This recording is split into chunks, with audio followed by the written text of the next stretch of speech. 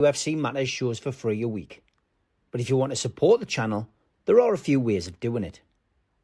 Hit the like button on each live broadcast or video. This helps the channel grow. Hit the subscribe button and select the all notifications option. Hit the thanks button to buy a super sticker. You can do this on the live chat too. You can also join our Patreon page or buy us a coffee at the link in all of our video descriptions below. We are also looking for sponsors. If you want our latest advertising rates and how you can get involved, then email John at nufcmatterspodcast1892@gmail.com. Thanks for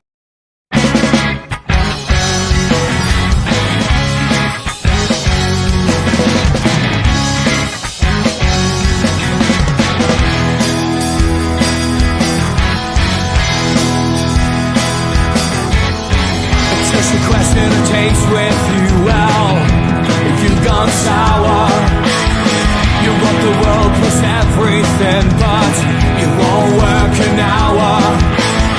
And now your questions are guilt creeping and you go and buy her flowers. You throw away the dreams we had, boy, I won't allow it. I said we're gonna fall out. Let's see you get out. I think we're gonna fall out. So shut your mouth. Good evening, welcome along to NUFC Matters. It is the professionals on this Sunday evening. How are you, Stu? How are you, Mitch? Very good. Still alive.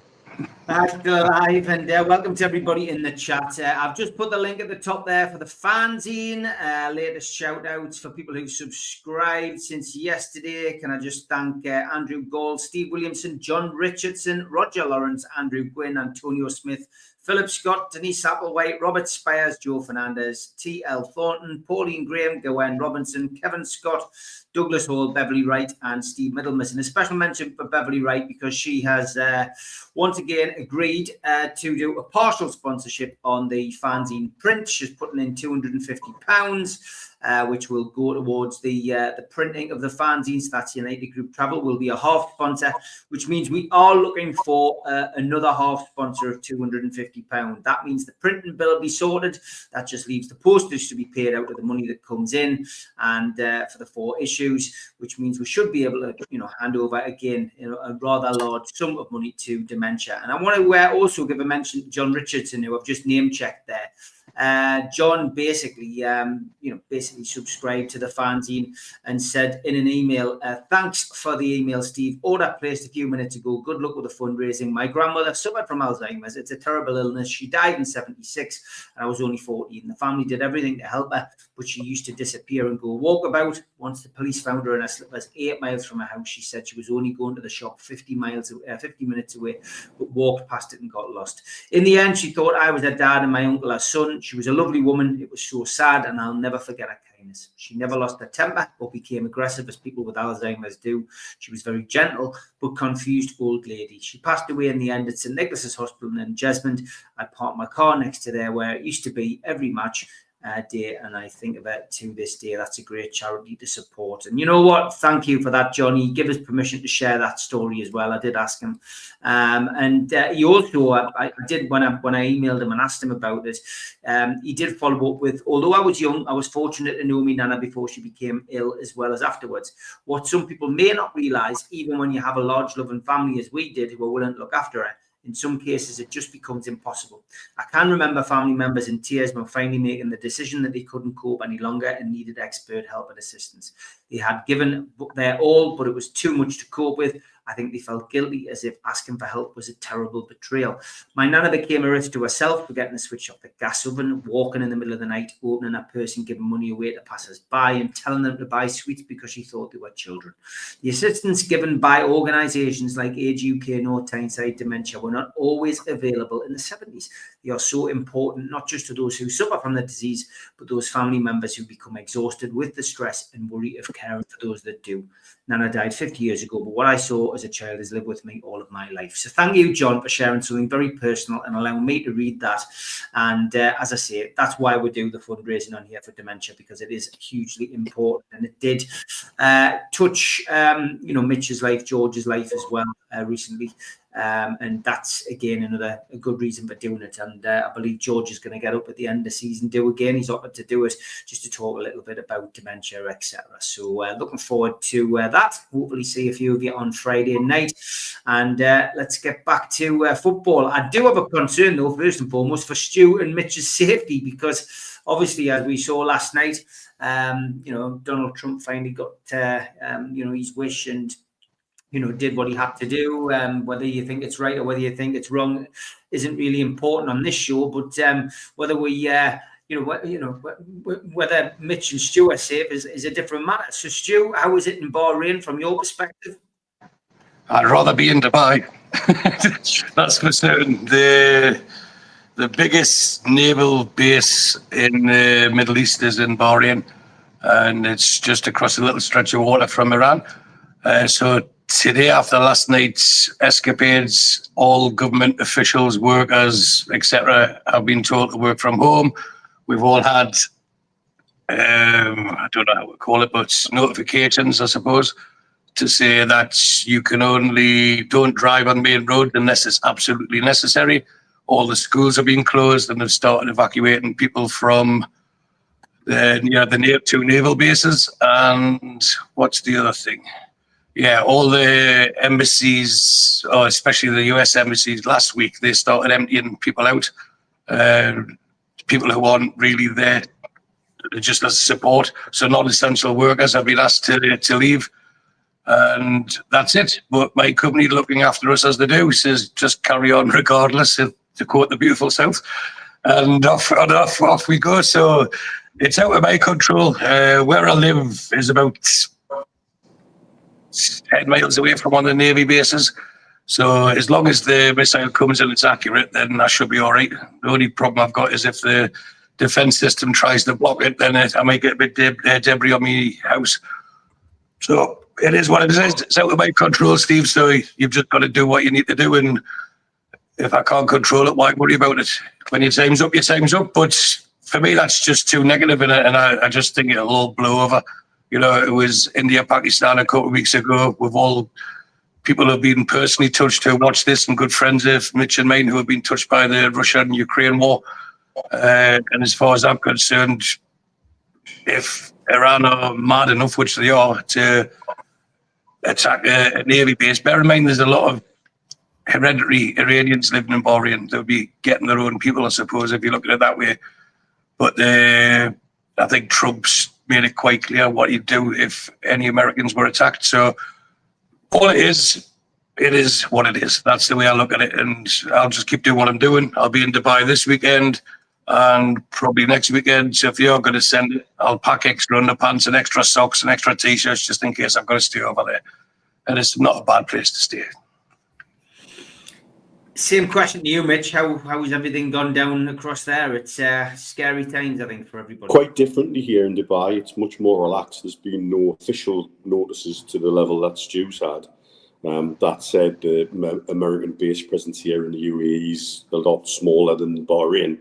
Bahrain is the main naval base for the region for the US. Isn't it? Yeah, it's pretty damn big, and represents a very different target to what's here in the UAE. Again, there is a big Iranian population here in the UAE, which would make it surprising if Iran were to point anything this way. But like Stu says, anything can happen. Everything's mad enough. Within Dubai, we're getting towards the end of the normal season for schools and people leaving anyway for the summer. So it doesn't seem to have affected, airport traffic terribly at the moment. Obviously, that's going to be fluid if things change. I was with a German friend this afternoon. The German embassy has been advising Germans to do things like stock up on essentials and things like that. but there's been nothing from, say, the British Embassy. So there's obviously different and variant levels of advice from different communities here in Dubai. It always feels to me like Dubai is like the Switzerland of the Middle East in many ways. And the UAE is a complex union of 7 different emirates with sometimes quite different opinions and different connections in the Arab world. So it's like Stu says, it is what it is. I can't influence it. I can't affect it. This is my home. And so we get on with it. The biggest issue I've got, Mitch, is Bahrain is a pretty small island in the grand scheme of things. And there's only one major airport. And with it being an island, there's only one road out of it. And that's the causeway to Saudi Arabia. Yeah. So it would only take 2 strategically placed missiles to render it null and void, you know what I mean? And then, sorry, I've got enough alcohol stocked and I've got some bread and cheese, so I'll be fine for a few days. I'll be fine. Okay. This is too somber, man. We can't fix the real problems.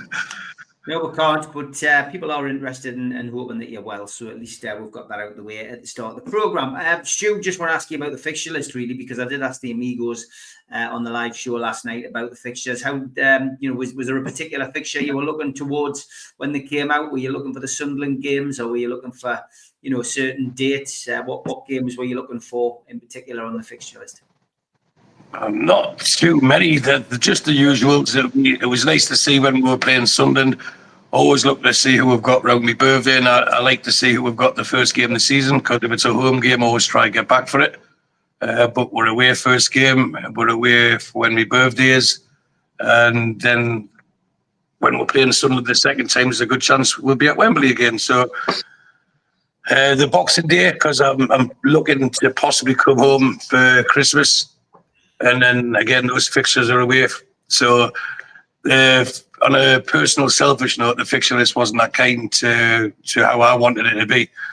But similar to what Mitch said, I'm more in anticipation for the European games, because there's a group of us that were at London for the cup final who didn't all go to the game, but the weekend was the group, the people that were with.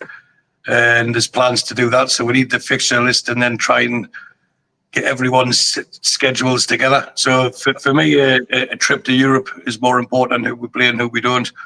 Because when we got the fixtures last season, everyone says the good fixtures, but then you can't anticipate someone like Nottingham Forest doing what they did. So then it end up becoming difficult fixtures. We're judging it on how last season was, but we've now got 2 months of the window left. You don't know how strong or how weak teams will get.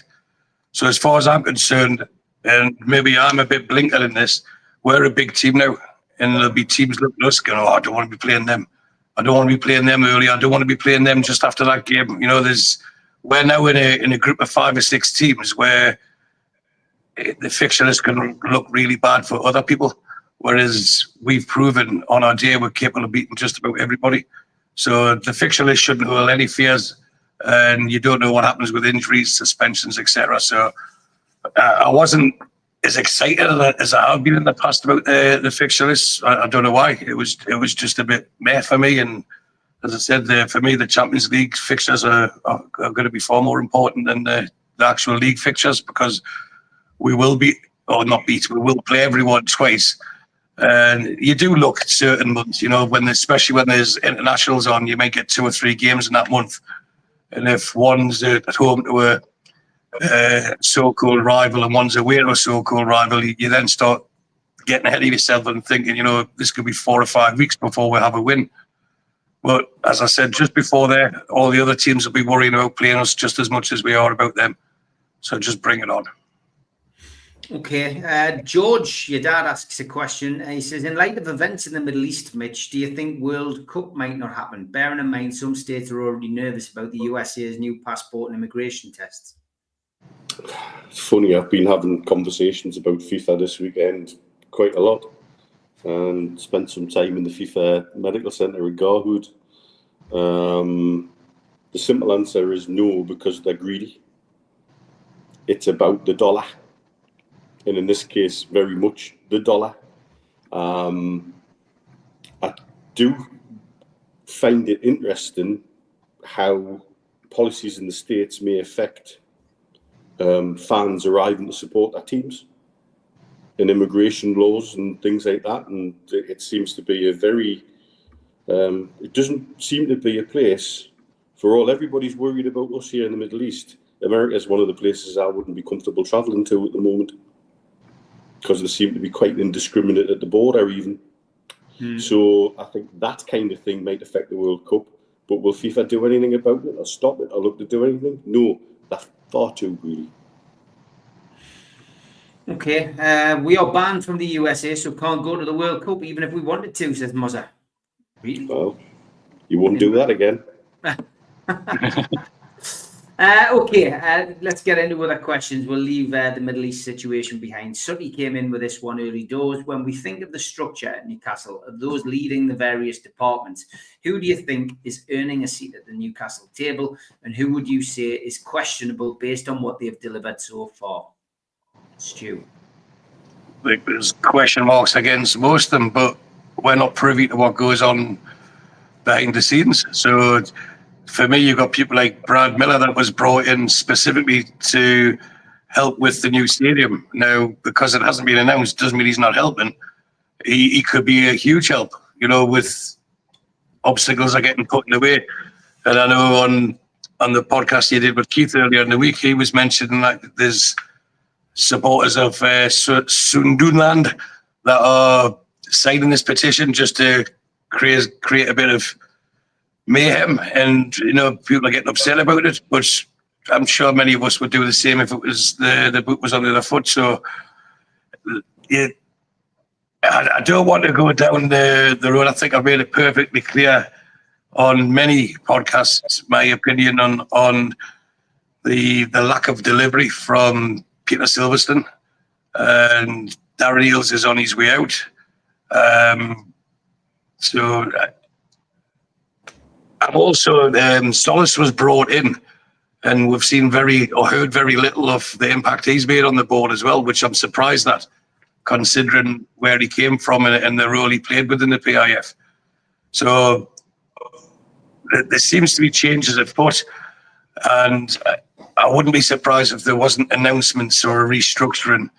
And even if it has already happened behind the scenes, I think it's about time we need to go public. But if the games were on, Steve, if this was during the season, this wouldn't even be a conversation. I think it's because it's close season, there's no games, people are bored, and they start looking to find problems or create problems rather than solve problems. And I think I said it last week, I'm not really bothered what goes on behind the scenes as long as what happens on the pitch is improving and delivering the way we want it to. And so far, so good on that front since the PIF took over. But is there a footnote and a word of caution? People have to understand that the PIF, although they own us, they own dozens of companies. And we are not one of their biggest by a long stretch of the imagination.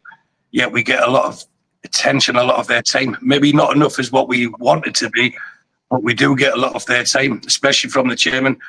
So when you get those who are doubting his commitment, I always refer back to 2 or 3 occasions. The first one was his first time in St. James on the day after the takeover of the Tottenham game, when the camera was on him, he was looking at the Gallagher, and you could see he just caught the bug. It was in his eyes. He was spellbound by what we as fans were creating. And then the interview when he said we're going to be number 1, and then he did it again at the end after the Carabao Cup final. He was on the pitch at the end of the season. You can classify him as a supporter of the team now, and that doesn't mean he's not a businessman anymore. That doesn't mean he's just going to throw good money after bad. But he will back us as much as he can, I would suspect. And the other people behind the board, I don't think there's enough being said. I think the main gripe from most people is that we were spoiled, I suppose, with Amanda and to a lesser extent Mairdad, how they would communicate with the fans. some who have been appointed and some who are still in position seem to think it's above them to speak to the people who are in effect paying their salaries, because if there was no fans, there'd be no club, and there was no club, they wouldn't have a job. So a long way around to answer the question is, if it was a school report, could do better. And for me, there's a gaping hole in communication and in sponsorship. But I'm sure people are sick of hearing me saying the same things over and over again. So I'll let Mitch say it now. Anybody not pulling the weight then, Mitch? It's difficult to know. And this is one of the problems at the minute. We don't really know what's going on behind the scenes. I've even had it suggested that Silverstone's been pretty much acting as CEO rather than CFO for most of this season. CCO. Or CC or whatever. He can't do it all if that's the case then. But we don't know. That's speculation. I think Stu's absolutely right about the information vacuum. I think that's the absolute basis of lots of the angst that we're seeing, to the point where people are almost making things up in their own mind to get stressed about. You know, and I've said time and again, with regards to the stadium, I have no doubt and every faith in the people at the club to deliver something correctly and properly and the right thing when it comes to the stadium. I have zero faith in the local council and the people, unfortunately, that I have to deal with, liaise with and work with. This whole concept of a 28,000 signed petition for plans that haven't even been submitted yet. How can you oppose plans that you don't know what the plans are? That's a joke, and should have been treated as such. It's a farce. And so I think we, rather than spending this time in the post-season enjoying the best season ever, we're getting wound up and getting upset about things that we've got no information on. But that is half the problem. And maybe in some respects that was one of certainly Amanda's faults, was sometimes there was too much information given. And we've been spoiled with it. And so now I'm very happy to have a certain level of information vacuum. Certainly I cannot sit here with any certainty and say what I've heard about transfers the way I could have done 3 or 4 years ago, because the club used to look like the same.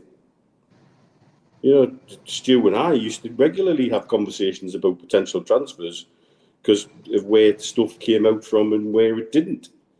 But now it's a very, very different place, and that's, you know, they deserve praise for that. However, there are times when a little bit of narrative would help, just to calm the waters and chill everybody's butts, because I'm seeing people tearing themselves in knots over things that A, they've got no real information on, and B, some of it seems like they've made it up in their own head and now they're really stressing about it.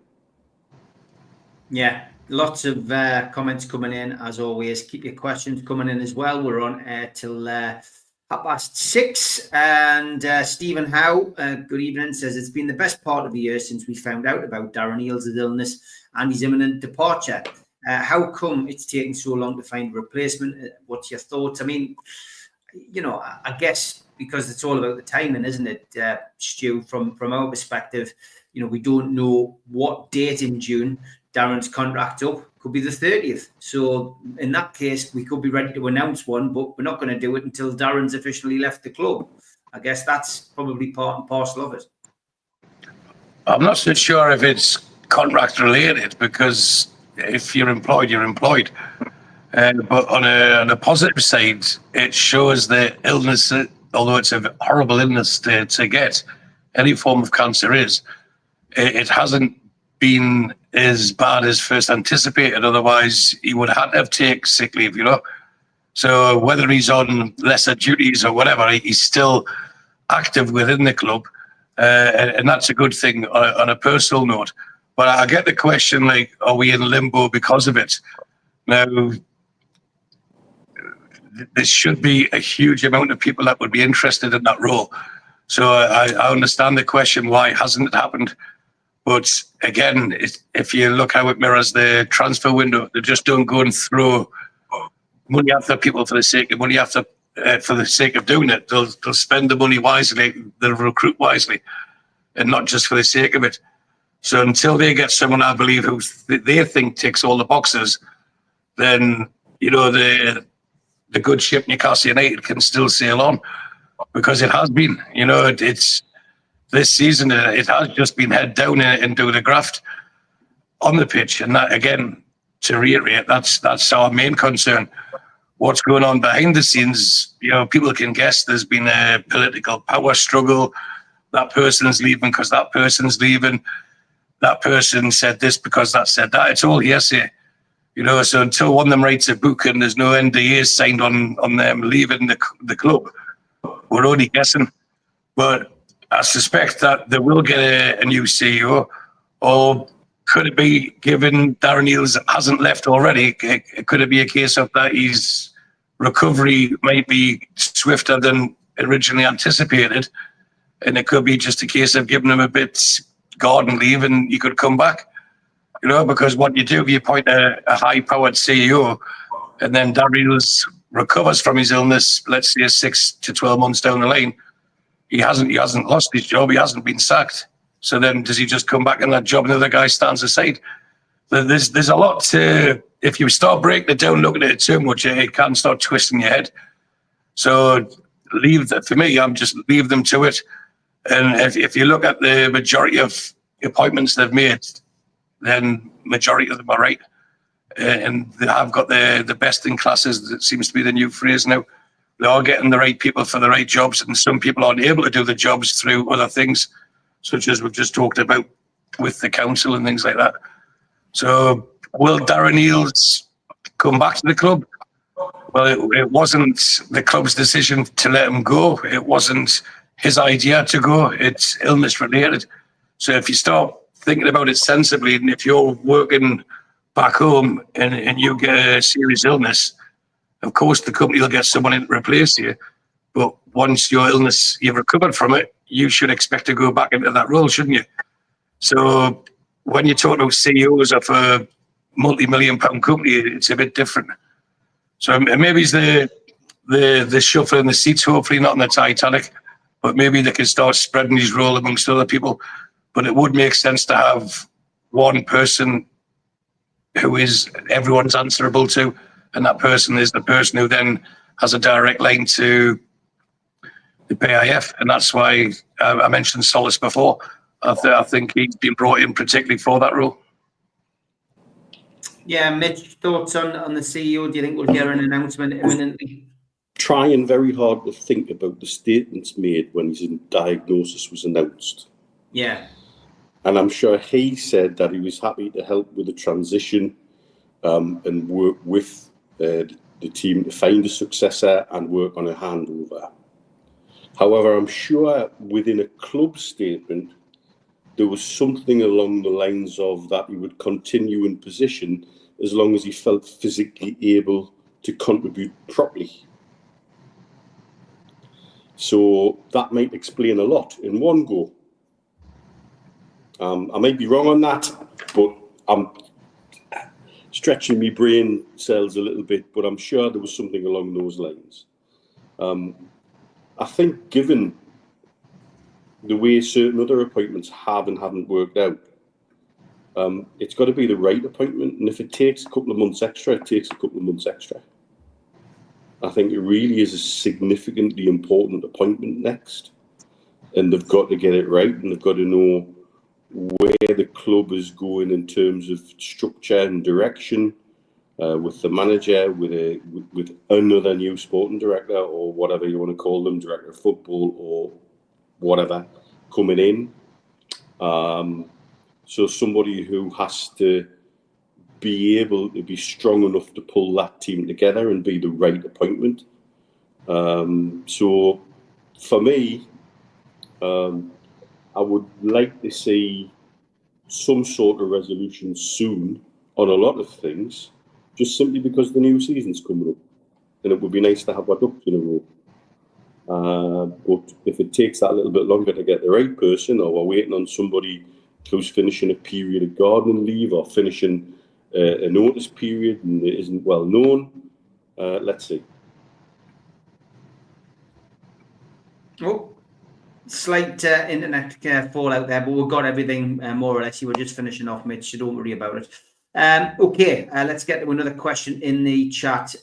B. Taylor says, will Osula warming up for Denmark? He's having one hell of a tournament so far. Do you think Eddie will be tempted to give him more game time in the new season, given as many competitions that we will be in? Will Osula, yeah, he's certainly created a bit of a storm in this in this international tournament, albeit at a lower level. But you know, I'll always push to what Tyndall said when he was the manager, when Eddie was laid up with pneumonia, and he said that he you know, in training he reminds him of a young Callum Wilson. So he clearly thinks, you know, he's going to be a player for the future and somebody who can develop. What's your feelings? Do you think we'll see a bit more of him next season, Stu?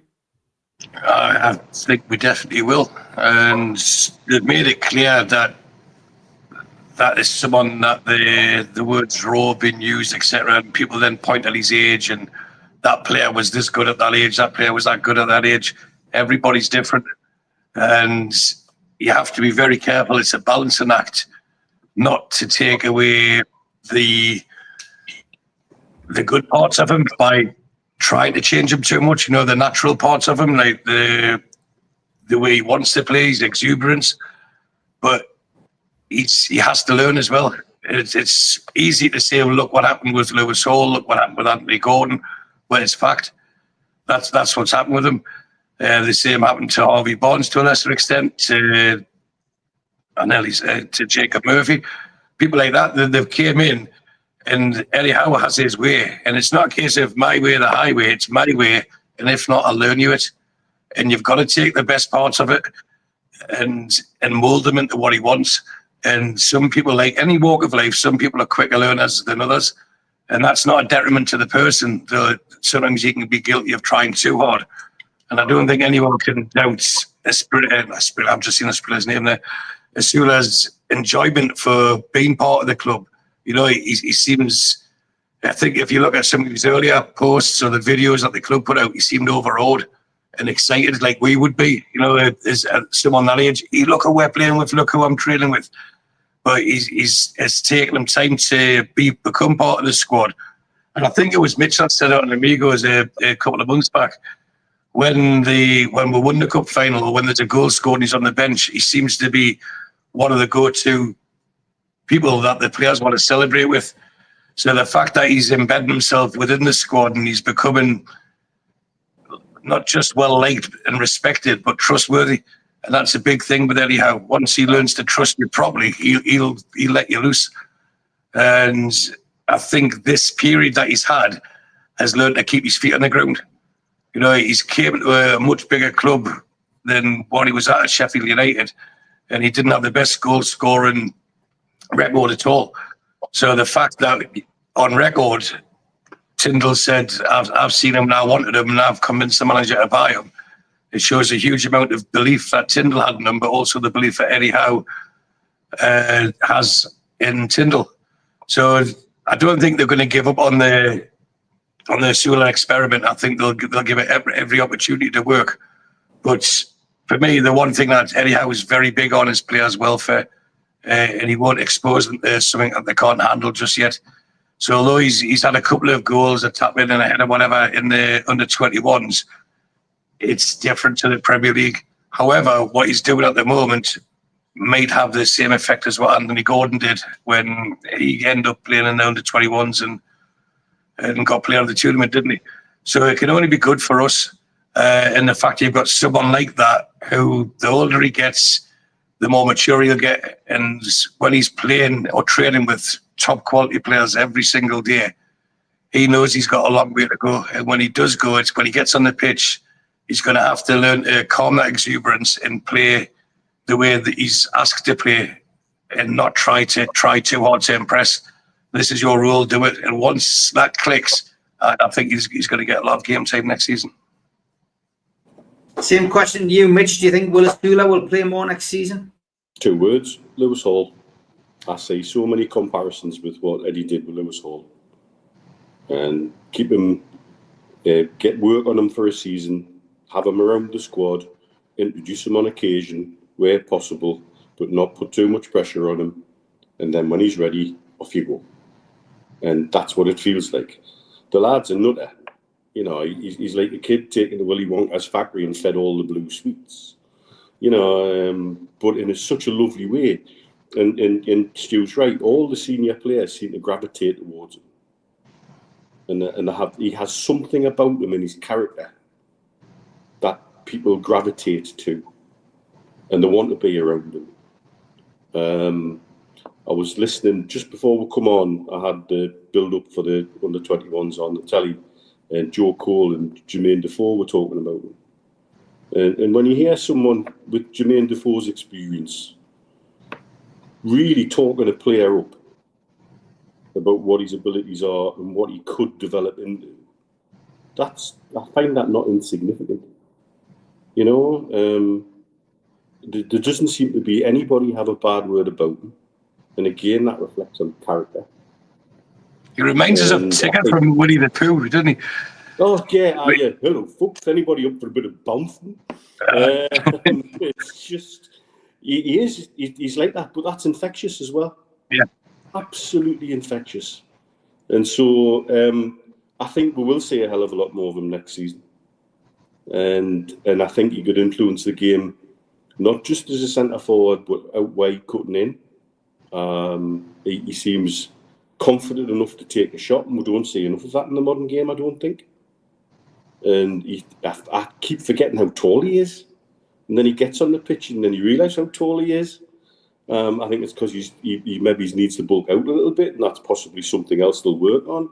You know, at this kind of age, sometimes they bulk out at 21, 22, 23 and suddenly become a very different player. So I think it's entirely up to him, but he's got seems to have the right kind of character and drive that we could have a real hot property on our hands.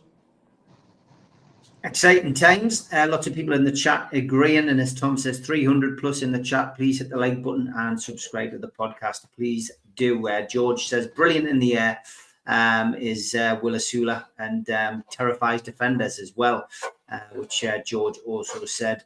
Benny says, Osula has been effective each game. That's a rarity. Gets goals, assists, and provides a different problem for their opposition. Yeah, they showed that on the match build-up, not just his goals, but an assist he made, the pass for the young number 10, and it was, you know, it was very, very good, and it was straight out of the Alexander Isaac catalogue. No, but we'll have to be careful as well as building them up too much, and just because we want him to do it doesn't mean that he will do it on a consistent basis. You know, you go back to, and I'm probably going back 40 odd years, Sean Murray. There's a name from the Newcastle boys past that played for England schoolboys. I think he captained them. And then I think he got beat 5-4 in Scotland that game as well, but that's another story. He was meant to be the next best thing, and not many of them can handle the weight of expectation. So in a way, because he's infectious, because he's excitable, you know, they're trying to take the pressure off him and just bring him in bit at a time, make him appreciate what he's getting, because he could go the wrong way where if he gets too much too soon. You know, you've seen too many footballers over the years. I mean, look at Ian Bogie, who I think could have been a very good player, but when you're branded the next Paul Gascoigne, that's too much to handle. How many people have come from Northern Ireland as the next George Best? You know, we all know them personally. It's too much. So it's even he needs to be the first Will Osula, not the next Isaac, not the next Callum Wilson. You know, and they'll find a role for him where he's comfortable. And I think sometimes putting him out in the wing is, for me, it's been done on purpose so that there isn't a similarity to Isaac. You can use your energy, you can use and if you lose the ball if you're a defender in the left back position, but the right wing position, it's not, or it shouldn't be as costly as losing it in the centre forward position and the break straight down the middle. So I think he's in very good hands. No one should doubt he's in good hands. And when he's ready, then I think it's going to be a huge asset to the squad. Sorry, you could talk to my mate Tony Lomer about that. Yeah. Being called the next, Jackie Milburn on the back of the Chronicle, and it was surreal seeing me mate score at the Gallagher end. It was very bizarre and fantastic at the same time. Tony and I went to school together. We both competed for Northumberland boys at the triple jump together, believe it or not. And lovely guy, lovely lad. But the weight of that number 9 shirt added to the Chronicle bigging him up as the next Jackie Milburn, it weighed heavy for a long time on him. Yeah. And he had a great career at lower levels and is respected at places like Lincoln and where he really is a club legend. But the amount of drop off of talent like that after the age of 18, 19, 20 is significant still. Can't hurt to have Osula train with Isaac and Wilson. Osula's got the right manager too. An example of why we need to back and keep Eddie if we can come 10th. Even if we come 10th next season, I think we'll be higher than that. Osula's got a great future at Newcastle, and hopefully he will kick on next season. Dean says it'll be nice to have a player who can hit the floor running, ready-made, straight in and effective, just talking about the transfer window. Ty says, I saw Osula walking across the lake in Lees's Park the other week. And Stephen Nutkin says, was John Dahl Thomason a good example of being built up by fans? Shearer got an injury, the rest was history. You know what? I think we're slightly different from my opinion. I think John Dahl Thomason wasn't a centre forward. He played behind the front two.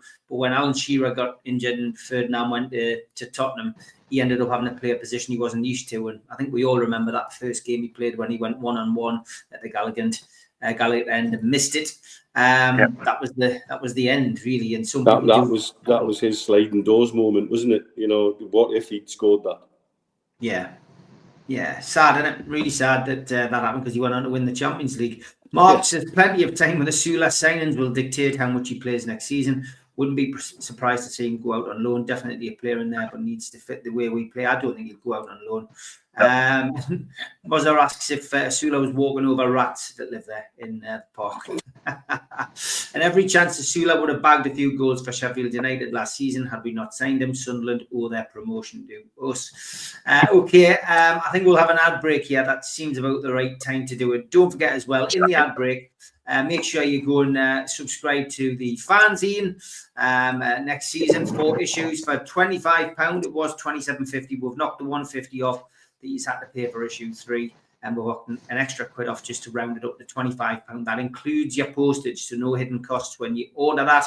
nufcmatterspodcast.co.uk is where you need to go to, and the link is in the chat. And those of you waiting for issue 4 from this season, it should be posted out hopefully this week. I'm waiting for it to come back from the printers. Dan Byrne holding the cup there on the front. And those of you who are going to the end of season on Friday, you will, thanks to Rob Maltman, have an opportunity to have a selfie with the League Cup replica trophy. And all proceeds on the night are going to North Tyneside Age UK. There's no charge for getting your photo with that. But Rob has just said there'll be an honesty box. He just wants you to drop in how much you think it's worth to have a photograph taken with that. And again, all proceeds go to the charity. Quick ad break, back after this. A big thanks to all our sponsors, Skips and Bins. You can find them at their website, skipsandbins.com. Contact them at www.skipsandbins.com/contact. Say hello to low-cost waste disposal with pay-as-you-go and contract waste management. A big thanks to Mr. Vicky's Sauces, handmade in Cumbria. You can find them at their website, mrvickies.co.uk, email info@mrvickies.co.uk, or telephone 01768 210 102. Thanks to our fanzine sponsor, United Group Travel. There are no strangers on our tours, just friends you haven't met yet. 2 crew driver and courier, local family company, 3-star plus quality hotels and no interchanges. Hot and cold snacks and drinks available on the coach. All excursions included. Their website, unitedgrouptravel.com. Email beverly.ugtl@gmail.com. Telephone 01670 632 460 or 0791 666 4174. Just £30 per person deposit. Thanks to Media Arts for all the help with the technical side of things. And if you like listening to us as a podcast, you can go to Sports Social Podcast Network or to iTunes, Spotify, or other podcast providers. If you want to support the show, then hit the subscribe button. It's free. We do 7 shows a week. Hit the little thumb up under the video, which is the like button, or click share to share to your social media. You can also join the channel on YouTube by hitting the join button for as little as $1.99 a month. If you want to become an NUFC Matters member, you can go to nufcmatterspodcast.co.uk. It's a £25 one-off fee. You get your pen, you get your badge, a key ring, you get your beer mat and your fridge magnet and your membership card, nufcmatterspodcast.co.uk for that. And we have an event early next year, 13th of February 2026, an evening with Beardsley, Waddle and Gascoigne takes place at the Tyne Theatre and Opera House. To buy your tickets for that event, go to the box office 0191 243 1171 or Tyne Theatre and Opera House.uk. Okay, welcome back to the Professionals on Sunday evening. And Yano comes in with a question, which I'll ask to you, Mitch. Why are fans questioning our progress? We are growing faster than any club outside this, the sickly six. The likes of Villa are trying to grow and starting with an advantage on us. Are their staff poor too? But why do you think fans are questioning the progress? Because we've been spoiled. We've become a little bit petulant. And I think we're tying ourselves in knots. I think it's part of that mindset change that we're going through. How do you learn to become a big club? How do you learn to become winners? It's really, really difficult. And so we're expecting certain things, or some people are expecting certain things, and some people are deliberately winding the fan base up, suggesting we should expect certain things, when actually I'd rather we were just professional, went about our business and just got the job done. And doing it quickly is no guarantee of success. Chucking loads of money on it, I'll say it again. I have a friend who's an Everton supporter out here, and he repeatedly reminds me they spent £500 million to get significantly worse and nearly get relegated. Chucking money at it in the Premier League is no guarantee of success. And in particular, with PSR looming over the top, yes, I'm bored of it. I'm tired of it myself. But at the same time, it has to be respected, has to be looked at, and has to be taken into consideration for every action that we make. But we are not in the position that certain client journalists and wishful thinkers who are supporters of clubs like Liverpool would like to have everybody believe. And that's my frustration at the minute, is we're tearing ourselves apart and wasting energy on stuff that we really shouldn't waste energy on. And if you want a reflection of that, just regarding the fanzine, Steve Hasty's words to me the other week, and to you guys, I think what I've read over the last week is some of the best words submitted to a fanzine on NUFC in a long time: passion, honesty, and common sense. That's for episode 4. Look forward to it arriving soon, guys and girls. Yeah, 100%. Yeah, what's your feelings then, Stu, on that question there? Why do you think fans are questioning progress? I'm sure you've heard Mitch's rant from last night. Yeah, I did, and you won't be surprised to know I agreed with every single word. For me, it's a reflection on society today. I must have now. Now, the majority of people who watch this are of an age where they've had children or they've got nephews and nieces, and I have to be careful with the language. No one likes a spoiled little bastard, and people are behaving like that. And I do apologise for using such language because it's rare for me to do so, but that's what it's like. It's become needy, and people say things now just for not even attention. It's just to be different, and we've got a trajectory of a club that has grown bigger than anyone else in Europe over the last few years, and every obstacle that gets put in our way, we take it head on and overcome it and keep overachieving. Now, if the question had been along the lines of when will it level out, where we're going to be stifled to the point where we can't continue to grow, that's a different conversation. But where we are now is, and I said it before, Stephen, the question that was asked about the fixtures, we're now seen as a big club. Look where we were when Steve Bruce started that season. And I think every diehard Newcastle fan would have accepted that we were going to get relegated that year. And if it wasn't for the tenacity of Amanda and everyone else who helped it happen, that's exactly where we would be. We might even be out of business by now. So I don't want to say we should always be eternally grateful. We should be for that part, but we shouldn't always be like just satisfied with a lot now. We should always look to progress. But there's reasons why we're not where we want to be. And I know I've repeated this on many occasions. I'm glad in a way it's happened the way it has. So we've grown organically. We haven't just went out like Chelsea did, like Man City did, when they bought Robinho straight away. And we went out for all these. If you remember when we first got taken over, Messi signing, Mbappe signing, and who's the fella that plays for Atletico Madrid, the French guy, Griezmann. He had us as his team. He's on FIFA or something. He's signing for us. People were playing fantasy football, but we've got a club that year on year is getting better. And the squad now, even though it's still got people from 3, 4, 5, 6 years ago, is probably the best squad. And when I say squad, I mean 20 players that I've ever seen in my lifetime. Now, the reassuring thing for me is it's only going to get better. There will be more quality additions coming, and it's a call for patience more than anything else. We will get to where we want to be, not as fast as we all want, but if you remember when you were kids and everyone wanted the top of the range BMX, and everyone wanted, or for the newer generation, the first Xbox or the newest PlayStation, you can't always get what you want. You've got to make do with what you've got. But we have a manager who's not just making do with what he's got, he's improving with what we've got. And I still think, for the fact that he hasn't been able to improve that first team for 3 windows, it's a little short of remarkable what he's achieved last season. And we should be basking in the glory of that rather than looking for faults. It's as I said, it's a symptom of today's society where people want to find faults, and that's their weakness. You can't change people who want to be negative, but you can ignore them.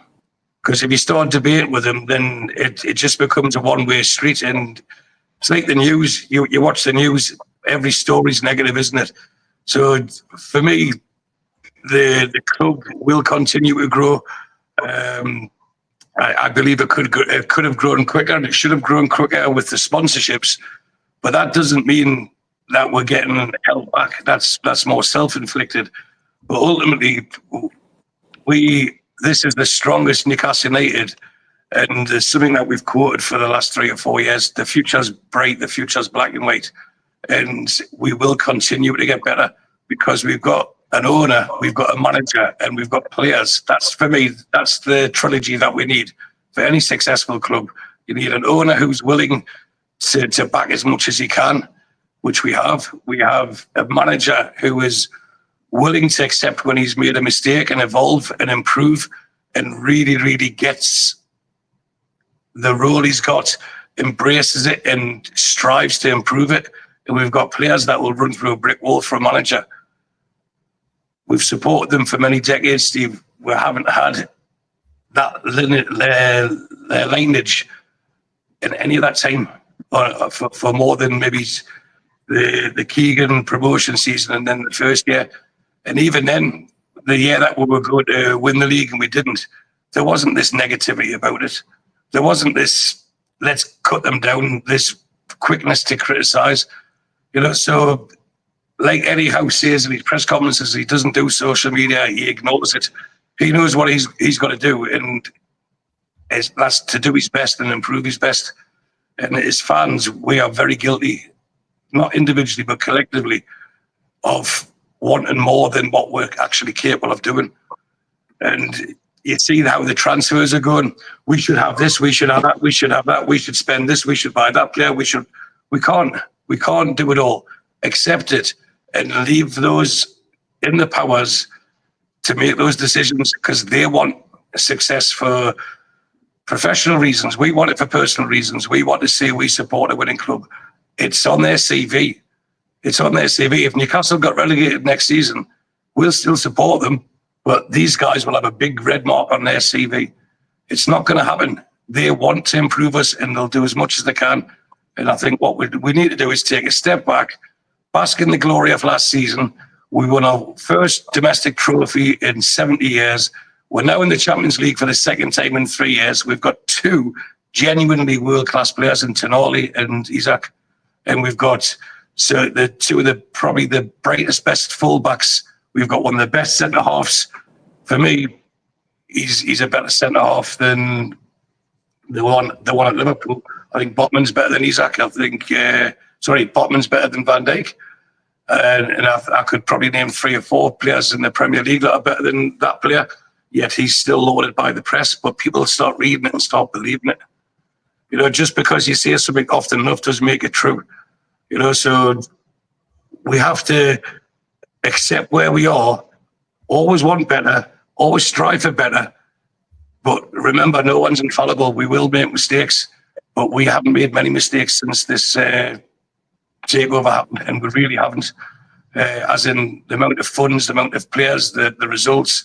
We're not going to win every game, but we will be in a position where next season, even if we don't win a cup and we finish in the top 5, for me, that's progression, because we can't compete with some of the teams, and that's been shown in the early part of this transfer window. So for me, I'm not saying accept what we've got, but appreciate what we've got and hope for more, support the team. Because I go back to stand on the Gallagher when there was loads of space. I remember going to an Anglo-Italian game, and for a change, I went and stood in the Leazes. I think the crowd was about 4,500, and we're still saying we'll support you ever more. But now the tune seems to be, and it could be that this new phase of fan who used to watch rugby or go to the theatre or whatever, who demand to be entertained, and if not, they want to leave 10 minutes early, or they want to boo the team. That's not Newcastle United. That happens all over. But we have a collectiveness that other people are jealous of. Now, I know a lot of people who watch this live in Newcastle, and all you know is Newcastle.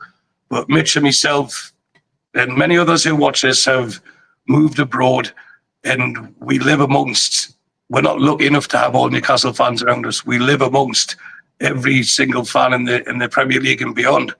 And I tell you what, a lot of them cast envious eyes on us and what our project is doing, what it's done so far. And they all admire it, but they all have a trepidation of what we are about to achieve and what's coming.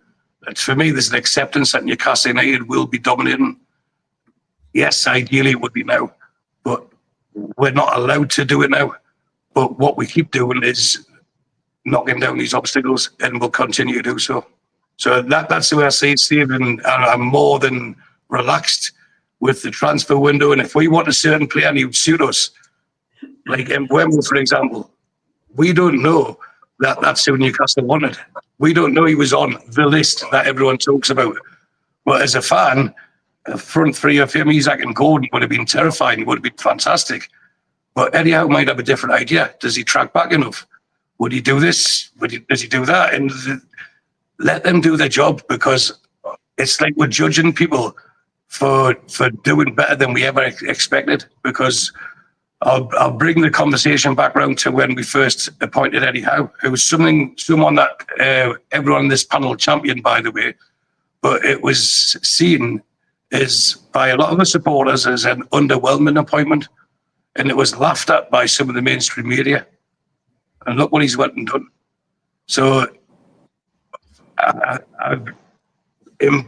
beg people not to be critical of people who are trying to do best for us, because if you're doing your best in the job that you're doing, and people keep criticising you, eventually it wears you down. And the best Newcastle example I can give off is the Ruud Gullit and Alan Shearer example. He kept telling them, I'm a better player than you will ever be, and this, that, and the other, to the point that he didn't pick him. And then all of a sudden, Bobby Robson comes in, puts his arm around him and says, I'm going to build a team around you. You're the best centre forward in Europe. Because Alan Shearer was probably one window away from leaving Newcastle United, and that legacy would have been lost to all of us. So be careful what you wish for. And if you've got all that comes out of your mouth is negativity, then have a look at yourself. Because for me, that's you criticising your own self-esteem, not criticising. You shouldn't criticise those who are trying to achieve and have continuously achieved. So that was not a rant, it was a passive and very, very calm, put across as shut the F up if you've got nothing nice to say. And there's so many people from other clubs jealous of what we have and what we're going to be. And just accept it.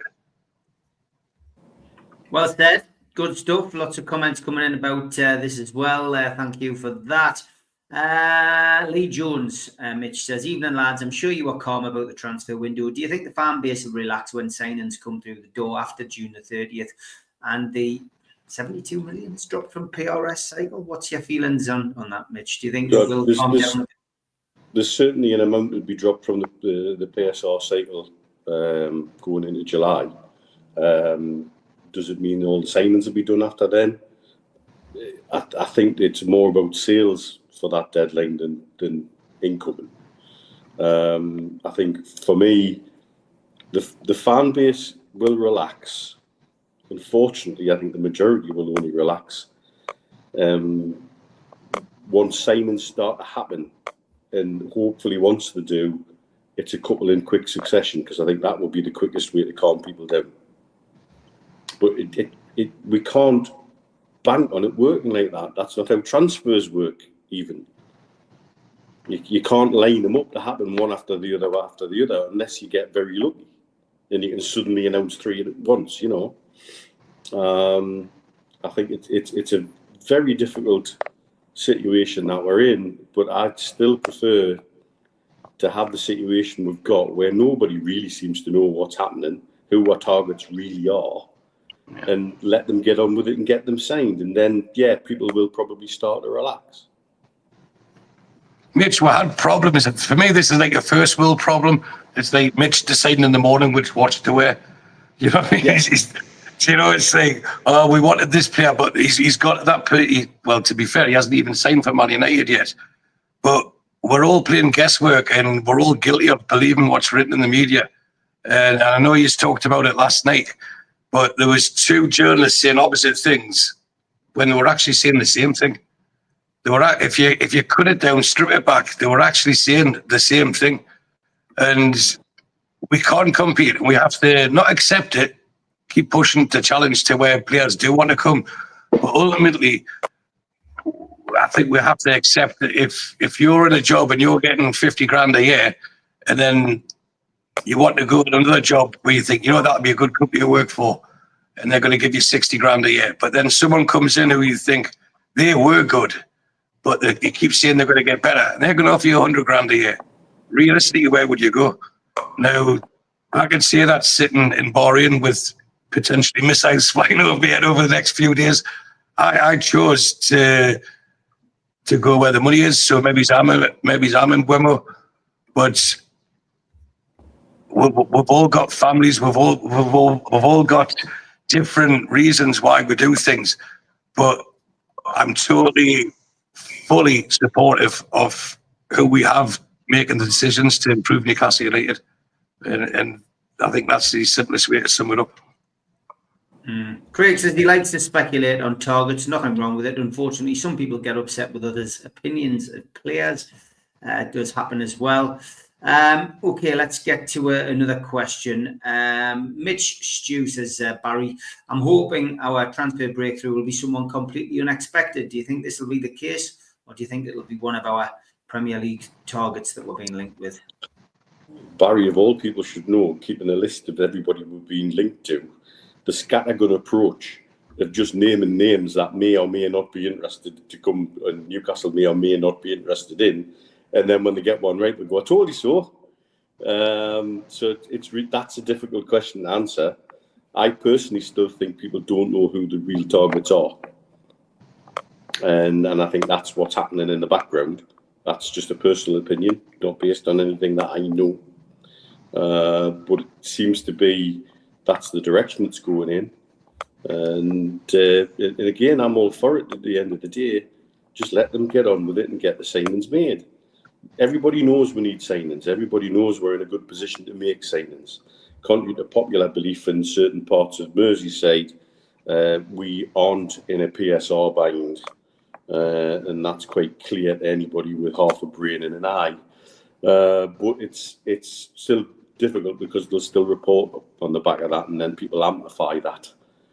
Be that fan type reporters, be that YouTubers, be that fanzines, be that local media or national media, and it's really very frustrating. But yeah, I think once the signings start, they happen, people will calm down a little bit, and hopefully things will become a bit clearer. Okay, Stu, about signings. Well, I think I said it last summer, and I was speaking to Robbie yesterday for a good while about several different things Newcastle related. And he reminded me what I said last summer was on Barry's list, we were linked with over 200 players. So the simple maths I put forward is if we sign 4 of them, we've got 2% right that we're linked. Yet people seem to fall in love and I want this player, smash the legs, and they put scandalous things on. This is why I'm so proud to call you a friend, Steve, for what you said during the week on Twitter or X or Twix, whatever you want to call it, was we do this channel for what it is, where we can just speak like what we're speaking now without whoring ourselves for likes, without trying to speculate, without writing headlines that are false. You know, what you get is 3 guys in the 50s who were diehard Newcastle United fans who want the best for the club, but will give their own opinion on it. And we don't try and lead people down the garden path. And it's not for clout. It's not for likes. It's not for that. We do it for each other. It started off with used to on lockdown. You know what I mean? That's how it started. Used to having a big crack just to keep in touch, and you just put it on Instagram. Which I don't have, but Mrs. P did. So I watched every episode, and then Mr. H was a fine edition. And then after that, I got brought in for the retro show, I think. And it seemed to grow from there, where it went on to different nights and different days. Yeah, we've got this channel has a fan base, a really strong fan base where of loyalty. And that, for me, that's the most reassuring and what's the word? I'm actually lost for words at the moment, which is unusual for those who know us. But it's reassuring and nice that people want to continue to watch us. So the way we do it is how we do it. And I went away from the original question, but I wanted to get it in. I would speak to Rob about the 2% of players that we would sign if we signed 4. We end up signing none, which means everyone else was wrong.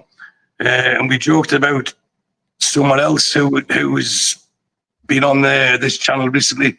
I won't mention his name, who's now, when you ask him a question, he'll give you 3 different answers within the same answer, and never the answer to the question that you initially asked, and then can always say they're right. And for me, you've got to admire people like that. That's their job, that's their role. And that's their life. I sell property for a living. Mitch pulls teeth out for a living. We do this for enjoyment. And that's what I think sets us apart. It's not my life. If you stop NUFC Matters tomorrow, there'll be a sad day because I enjoy it and we've got a fantastic community. But I'll still continue to do the job I'm doing, as Mitch will. So we need to get... I see too often people fall in love with players like this player's going to be fantastic, or Alanga, he's better than this person, or I wouldn't touch him. Of course, it's all about opinions, but there's only one opinion that counts to me, and that's Eddie House.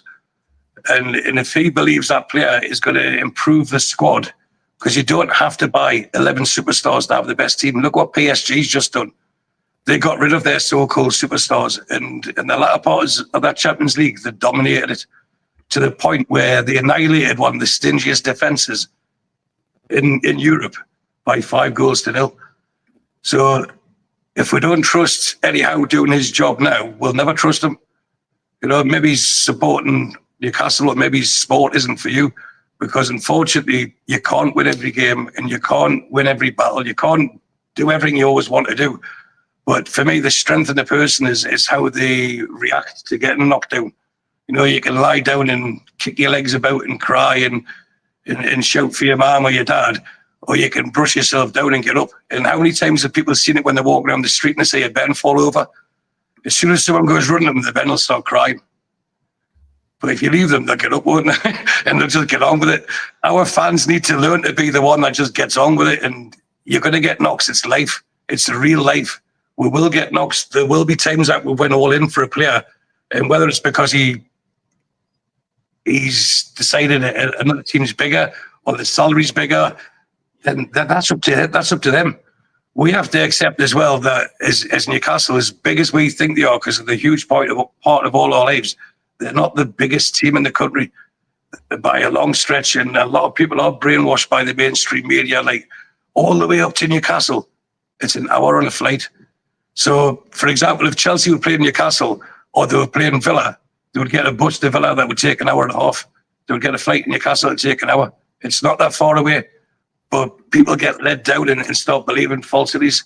It's, in the words of Donald Trump, fake news. So let us just be us and trust the people we've got. And I can't ask for a better manager. I can't ask for better owners. So let the transfers happen. Yeah. And can I just say as well, Julie's not in the chat tonight. Maybe she's on a day out. Maybe she's on a night out or whatever. I wasn't having a go at Julie for what she was saying yesterday, where she was nominating us for the, or talking about nominating us for the podcast award. Far from it, Jules. You know, if you do pick this up, I'm sure I'll let you speak to Jules offline. From my perspective, I just don't need that kind of recognition. You know, the recognition is here in the chat every night. You know, people appreciate it. And there's been times where I've just felt like saying, oh, you know, I'm just not going to bother doing it anymore. And I've told the lads, and, you know, the lads have never tried to persuade us. If you just do what you want to do, they've always said that. But at the moment, I'm enjoying doing it. And this has been quite a busy period for me in my life, the last 6 months with acting work. I've had a hell of a lot of work away from NUFC Matters. Proper job, proper work, and, you know, long hours, and not being able to do shows live. But at the end of the day, I've still given you 7 shows a week. So from my perspective, I hope you haven't taken that in a bad way, Jules. I know you would love to see us get an award, but it's not what we want to do. And could you really imagine me, Stu and Mitch, Steve Hastings, sitting amongst some of these other podcasters pretending to be happy that we're there? It would just be awkward, awful. It would be a proper window session, wouldn't it? Well, it would be. For starters, as they're taking their first free drink at the bloody reception, we would be onto a 10th Jaeger bomb. I would probably be collapsed on the floor after drinking 2 or 3 bottles of Malverno. And these lads, well, God knows what these would be up to. But yeah, you get it's probably still answering what our favourite thing of supporting Newcastle United is. No, but exactly, Steve, to Julie, it's lovely. It really is nice, and it shows a great deal of appreciation, and for that we should be grateful. But hopefully she understands your side and our side of the discussion. You know, it's nice to be wanted, but I sometimes get, for those who know us personally, I'm anything but shy, and I'm not backward and coming forward, I suppose the saying is. But even when I'm over in Dubai with Mitch and we're in UBK, now, this is another thing I said to Rob yesterday. When I'm doing these shows, I'm sitting looking at 2 friends. That's all I see. But everyone else is looking at us. And we're in UBK and people come up and Mitch has done it longer. You know, they'll say, hi, Mitch, how are you? And they'll introduce themselves. And, oh, Stu's here. And, hi, Stu, how are you doing, mate? And I'm like, I don't know who you are. And I come from a background where you have to be a bit more apprehensive of who you're speaking to or who's approaching you. And, you know, so... to try and be careful how I word things. So when someone comes up and says my name, my first thing is to take a step back and, well, who's this? And not that I don't appreciate it. Sometimes, as humbling as it is, I get shy with it. But it's always nice. But for me, I appreciate and love the fact that Julie and many others have mentioned that we should get put forward for an award, but the best award reward that we get is you watching us 3 talk shite every week. And for me, that's the most satisfying thing out of the whole lot. Yeah, 100%. Mitch, I guess you would like to add to that, I think. Mute. You're on mute, yeah. I'd be happy to go, but I might end up teaching the lads from Arsenal Fans TV the other reason I'm known as the dentist.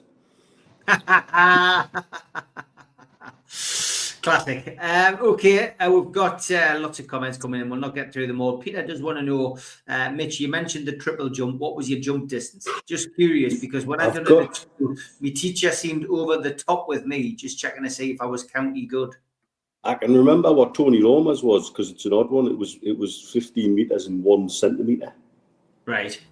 And that was when we were like, I think we were under 16s. I think the world record 70 and a half or something, isn't it? Yeah. And I think I was at 1450 something. Well, there we go. There we go. I tell you what, I've never seen Mitch do the triple jump when it's his round, though, to get to the bar. Jano says Steve Brait's going nowhere. Nobody else will let him sing. Which, yeah, Friday nights are special on here, aren't they? 100%. And Mozza says, we totally appreciate everything you all do despite your busy lives. Thank you very much, Mozza. Very nice of you to say so. Let's see what other questions. We've really talked a lot about transfers, to be honest. Let's see what else we can go for. PSR, of course, as well, always. Always comes through. This is slightly different. Jano says, since the junior ranks fall outside PSR, why do you think we're not spending billions on juniors that in the future will either be sold for pure book profit or join the playing squad? I think there's a lot more to put right within the sort of the academy and junior level that might see billions like that wasted. It's two sides of the same coin. You've got to have the right structure, people in place and set up to nurture that talent, to then spend your hard-earned on that talent to bring them in. And it's a two-way street. And I think they're doing it right. I think they're building slow. I think we are in the process of acquiring very good young talent that we could develop ourselves. And it's certainly something that needs to be done because, Chelsea have been doing it for years. Man City now been doing it for a number of years. Liverpool benefit from it too. Arsenal to a lesser extent. But I get the question, but I think because we have other things not right on that side of things, the risk to spend a significant amount on young talent to not have the structure to develop them properly, I think would be too big a risk. Stu? It's a kind of phrase. We have to walk before we can run. Which goes into the earlier thing I was saying, we all want it now. And wouldn't it be wonderful if we just managed to buy the best youngsters around Europe and in the UK and bring them all to Newcastle? But we are a generation behind the Man City and Chelsea's. We still don't have the pull of the Man Uniteds or Liverpools or Arsenals. So we have to do it step by step. And everything gets linked to the triple jump. You don't start running and then end up in the sand pit, mark the back of your ankles. You've got to do the sprint. You've got to do the 3 bounces, hop, skip, and jump, whatever it's called. And we're in the process of doing it. But it should be reassuring that we're actually doing it and know what needs to be done and prepare to do it. So when we signed up to support Newcastle United, we didn't sign up at any stage unless you've just started supporting them the last couple of years. None of us started supporting Newcastle United in the quest for continuous glory. You sign up for Newcastle United and it's for life. But we're now at a stage where it is going there, and it's because we've probably been starved of it for so long. We're desperate for it. We're desperate for it, and as much as the Carabao Cup should have quenched a lot of people's thirst, I'm happy in a way that we want more. Everyone wants more. Once you've had a taste of it, you want it again. And you could relate that to certain things in life as well. If you've had a taste of something good, you want it again. And there's nothing wrong with that. So will they bring youngsters in? Well, we've done that, haven't we? If you look how the under-21s and the youth teams have performed, it's remarkably better than what it was 2 or 3 years ago. But at the same time, we can't get too emotionally attached to players. If you look what happened to the lad that went to Brighton, everyone thinks we just got rid of Messi cheap. And we warned people of this when we signed him, when he first went to Feyenoord, that it was probably for PSR reasons. And now we're going to bring players in for that purpose, because that's what Chelsea have done. That's what Man City have done. And that's what the laws or the rules allow you to do. So if it means long-term, it's like the women's football, Steve. They started off in the depths of the bottom and started from nothing. And then they've come up into the second top league. Will they be in the top league soon enough? I would imagine so, the next season or two, with the right investment. Will they be able to challenge the Chelseas and Arsenals and the Man Cities in the women's league within that period? No. But to get there, you can't do it until you get there. And they'll get there a lot quicker now. It's the same with the men's team, with the first team. And it's the same with the kids. The quality breeds success, and the more quality you bring in with the right attitude, the better we'll get. And I don't want to keep saying the same thing constantly, but we need to be patient. Steve Hasty says most lads from Kent I know were the same stew when someone shouted their name. It was more of a sprint than a hop, skip, and jump, though. That's for sure. Steve Middleman says you've heard of turkey teeth. Wait till you see Mitch's sporty teeth. And Davey Eddy says 18:29. Jonathan Edwards, 50 meters, very canny though. Very young. Still a world record. Yeah, it certainly is. Yeah, he's done very well. Sporty Castle set him on his way as well. Ty asked a question earlier. 3 windows on the bounce without a first team signing will make people doubt. Will people still be saying chill if it's 4 windows on the bounce? No, and I won't say that. But it won't be. It really won't be. They made it clear. The biggest mistake made the whole of last calendar year was the soon-to-be departing CEO saying everyone has a price, everyone's for sale. He said something different this year, and Eddie House mentioned it without saying his name about Isaac's contract. We need to start paying the sort of money to keep the players we want. But then if you're an Isaac, I think Tonali's slightly different. I think he still feels that yours is another year before he'd even consider rocking the boat. But if you're Isaac, it's all right us wanting him because we do. You know, he's got the adulation of a Shearer already. And if you're him, knowing that you're one of the best players, and if his agent's doing his job properly, he should be pushing for more money or looking to see where he can get more money because the agent gets a commission out of it. Our job is to pacify him and for him to say to the agent, stop it, I'm staying here. And for the last thing, I'm going to interrupt with the conversation I had with Robbie last night. I found a way around it, and I hope Peter Silverstone's watching. I'm not sure if the club will go for it, but this is how you get around the Isaac contract situation. I'll ask Mitch one question. Who was the face of Visit Saudi a couple of years ago and got paid about £10 million for it? Lionel Messi's the answer. Yes. Yeah, he was. Yeah. So why couldn't they, under the guise of saying we want more tourists from Scandinavia, make Alexander Isak the face of Visit Saudi and give him a £10 million contract for the next 2 or 3 years on the proviso that his contract becomes null and void if he leaves Newcastle? You can do that, and it's separate to the club spending the money. It's Visit Saudi spending the money. But we all know it's just thinking outside the box and being clever. So I hope you're watching, Mr. Silverstone, and how you can get around these PSR issues. And you could then give him that extra 200 grand a week, £10 million a year, 200 grand a week extra. Give him a contract for 200 grand. He's now on 400 grand a week, and it's not breaking our wage structure. And I think every player at the club would accept he's on 200 grand a week. That was just something in conversation with Rob yesterday I come out with, and I thought, why don't they do something like that? It's not being naughty. And if you look at how other teams have bent the rules, flexed the rules, what's wrong with players having individual sponsorships? Now, yes, the whole world will say, oh, that's because it's Saudi. They say that anyway. You know, we're getting criticised and put down anyway. So why not you can't have them as the face of Aramco, you can't have them the face of STC telephones or out like that, but you can have Visit Saudi, and it just means 2 or 3 times a year he just has to come across to Saudi Arabia and do a bit of PR. But and have his face on billboards and do some commercials, which the players all like.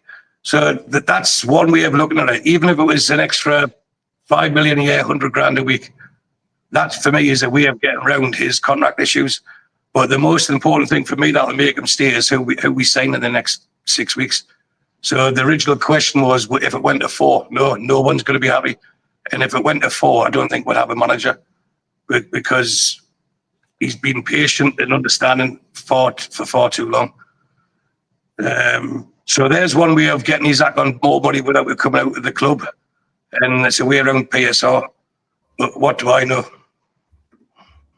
Interesting stuff. Always worth putting something out there. You never know. Somebody might be listening and might be able to do something with it. Oh, they're listening. Don't worry about that. They're certainly listening. A couple of little questions. Sometimes people like to send in questions that aren't football related. I did like this one. And this was football away days. Colin has been voted as the worst match day pint in the UK. There's only one heat bigger than that, Mitch, isn't there? What's your feelings on that? What's your feelings on that, lads? As Connor says. Yeah, that's disgraceful. I hope I knows how to dance, because that's shocking. That the barmaid should be sacked and the bar person. It's been a wonderful, wonderful weekend for 3 of Pavel Cernacek's closest friends and good friends of mine. They've been across to his homeland for a charity football match in recognition of the big man himself. I actually stayed at that hotel that they're standing in front of. But Dennis Martin, thank you for sending me these wonderful photographs. And there's the 2 teams with Pav's mother standing at the graveside. But the match went well. Lovely weather there, as you can see. A wonderful turnout for Pavel. Never forgotten. There's Milan as well at the front next to his mother. Pavel Cernacek is always going to be a big part of my life, and delighted to see that went well. So thanks to Dennis for sending those photographs in. Another question was from Barry Hogan. He says, Mitch, Stu, if you went to the Hoppins, what ride would you go on? I think it would be better if you told us what ride you wouldn't go on, lads. I used to do the whole, man, the American eggs, the rotor, everything. I thought they were all cushy. I did. I loved the Hoppins when I was younger. I want to change something when I just mentioned the heat there. Did you know that he's on a trip later in the year to Iceland and New York, and he's going to meet up with Magnus? This is true. Right. It's with Icelandic Airs, and he's already been in touch with Magnus where he's going to meet up with him in Reykjavik and then go to New York. Brilliant. So I said to him, right, he knows what's coming now, but I said to him, you're going to Iceland? He went, I said, will you do us a favour? Will you bring us something back? And he went, yeah. And I said, you know them double burgers with the cheese in the middle? Can you bring us some of them? And he went, where do you get them from? So obviously that went over his head. The other thing with Robbie, we're talking about people with strength and stuff like that. And I'll say this publicly but privately. Best of luck tomorrow, mate. My thoughts are with you. And if anyone's strong enough to get through it, you are. And I'll speak to you tomorrow. So I just want to get those 2 things out before the show finished. Yeah, no, that's fine. Hoppins rides, were you a Hoppins fan, Mitch? It's been going for the first couple of days anyway. Younger me would have gone on any ride, but these days not so much. I remember I took the little into one of the parks here, Motion Gate, and they've got a John Wick ride. Yeah. And I've got to say, it was the most violent 30 seconds I've had in a long time, and my back still hasn't forgiven us. So whether I would go on anything that happens now, I've got no bloody idea. Hey Mitch, do you know the IMG? Do you know the IMG? I went there with Trig and Ali, and I said, you've got that Thor ride, which basically it's a road that just spins you around constantly. And I says, we'll just go on this first. He went, what's it like? I said, we'll start off on a slow one. Well, it's the worst spinny ride you can get. So I took him on there. And because it's a family channel, I can't say the words you called this when we went off. But after that, every ride was easy. So for the Hoppins, I loved the Hoppins. The Mary Poppins, as we used to call them. I loved going to the Mary Poppins. I did. Brilliant stuff. Okay, we've got about a minute left. Was there another question I could get in just before we finish? Simple yes or no. on this one for both of you. Did the lads think Isaac will extend his contract this summer, Stu? Yes, I do. Mitch? No, I think next summer. Right, okay. And the final question, which of course is the key one from Steve Middlemas. Stu, when does your Christmas tree go up? 1st of September. So I actually did the calculations before. I think it's 70 days time. So when you are all celebrating 3 days of sunshine, I'm thinking there's 2 months left and I'm going to have a Christmas tree behind us. Thanks to everybody in the chat. Please click that link above, subscribe to the fanzine just so we can get it all sorted. We've done 31 subscriptions, so you can do the maths. We've got 169 left, so get them subscribed to so we can get that sorted out and get a donation to the dementia charity in North Tyne pretty quickly. Thanks to Mitch, thanks to Stu, thanks to you. Back tomorrow 6 o'clock live with the Fans Forum. Enjoy the rest of your weekend. Take care. Good night. Cheers everyone. Enjoy your summer.